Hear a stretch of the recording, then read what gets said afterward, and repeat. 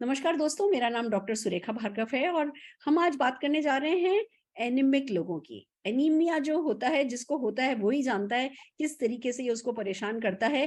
पर हमारे साथ इसी बीमारी पे बात करने के लिए और कैसे हम आपकी मदद कर सकते हैं, ये आपको बताने के लिए जुड़े हैं आयुर्वेदाचार्य doctor Ranveer. Doctor Ranveer, over to you. नमस्कार साथियों, आज हम बात करेंगे एनीमिया के संबंध में। एनीमिया एक ऐसी स्थिति या ऐसा रोग है जिसमें व्यक्ति के शरीर में आरबीसीज की संख्या कम हो जाती है, जिसकी वजह से टिश्यूज तक पर्याप्त मात्रा में ऑक्सीजन नहीं पहुंच पाती है और व्यक्ति कमजोर और थका हुआ अपने आप को महसूस करता है। आज हम बात करेंगे, बेसिकली एनीमिया 7 तरह का होता है, लेकिन आज हम बात करेंगे आयरन डेफिशिएंट एनीमिया के संबंध में। अब अगर मैं आयरन डेफिशिएंट एनीमिया के संबंध में बात करते हैं तो इसके कुछ लक्षण आपको दिखाई पड़ेंगे। लक्षणों में आपको थकान महसूस होगी। अगर किसी व्यक्ति को थकान बहुत ज्यादा महसूस होती है, हल्की और पीली त्वचा रहती है उसकी, अनियंत्रित दिल की धड़कन रहती है। बेसिकली अगर किसी को एनीमिया है ना, तो उसकी दिल की धड़कन धड़-धड़ बहुत तेज उसकी धड़कन रहती है। इसके साथ-साथ सांस लेने में कठिनाई होती है। थोड़ा-सा भी सीढ़ी चढ़ गए, थोड़ा-सा भी चल लिए तो सांस फूलनी स्टार्ट हो जाती है, चक्कर आने स्टार्ट हो जाते हैं, कमर में दर्द बना रहता है, छाती में दर्द बना रहता है और हाथ-पैर ठंडे पड़ जाते हैं। अगर इस तरह की समस्या रहती है, तो निश्चित रूप से कोई व्यक्ति एनीमिक हो सकता है। सिर दर्द बना रहता है तो आप एनीमिक हो सकते हैं। मैं आज बात करूं तो हिंदुस्तान में लगभग 60 से 70% फीमेल्स एनीमिक हैं।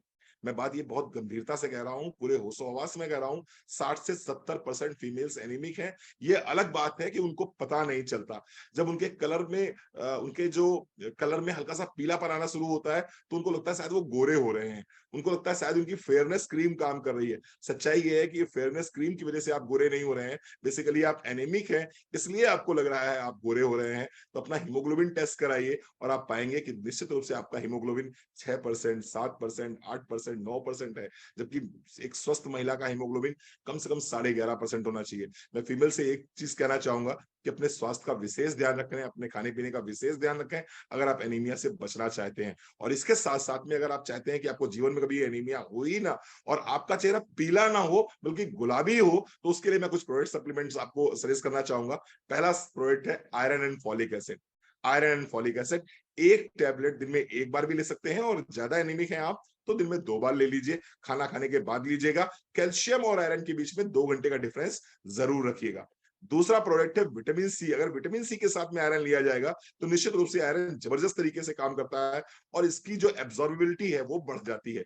तो तीसरा प्रोडक्ट है protein crust. Protein crust of course बहुत बढ़िया काम करता है एनीमिया में। सारे के सारे विटामिन मिल जाते हैं, इसके अंदर आपको प्रोटीन मिल जाता है पर्याप्त मात्रा में। तो protein crust, iron, folic acid, vitamin C, इन 3 प्रोडक्ट्स का कॉम्बिनेशन अपने लाइफ में जरूर आप लेके आइए और आप देखेंगे आपका हीमोग्लोबिन 11.5%, 12%, 13% पहुंचने में देर नहीं लगेगी। एक महीने में मैंने देखा है कि 6% वालों का हीमोग्लोबिन 10% हुआ है। थैंक यू दीदी।